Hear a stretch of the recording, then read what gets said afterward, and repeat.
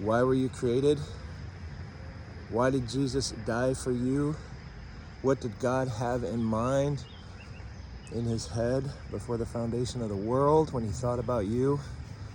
Was it just to get you through the pearlies so you can sit on a cloud and strum a harp and sing praises? Everybody says that sounds pretty boring. No, that wasn't why God, that's not why he created you. He created you to be a Hasid.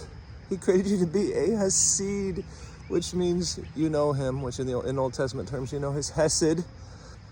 Jeremiah 9, he understands and knows me that I'm the God who delights in Hesed.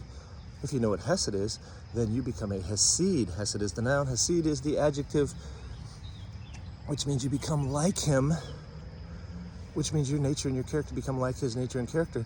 And then what does that look like in the real world? It means you're a person who lives out a life of compassion and kindness, humility, gentleness, patience, like Colossians 3 says. And if you do this, your life will be supernatural. So you may not have a big church, you may not have the applause of men, but what you're going to have is the hand of God resting on your life. And your prayers are going to be answered. And you're going to have a train of people who have been blessed because you exist, because the favor and the presence and the power of God have flowed through you, through your words, through your actions, through your finances, through your resources, through your gifts, to touch them. Figure out what Hesed is. Figure out what being a Hasid is. And get on track. If you want to read the guarantee, go read the end of Isaiah 58,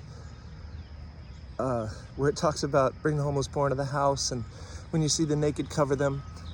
And then it gives you all the promises, what God's going to do. Then you're going to pray, and the prayers are going to be answered. Then the glory of the Lord is going to be your rear guard.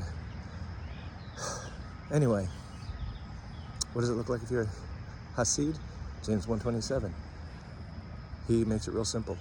You have compassion on people like orphans and widows. Got none of those in your life? Not stirred up by any orphans and widows, helpless people, lost people, broken people, and you think Christianity is still all about you? You're duped, you're deceived. And whom God foreknew, he predestined what? To be conformed to the image of his Son, to look like Jesus. That's why you were saved. Yes, you'll get through the pearlies. Yes, you'll spend eternity with God.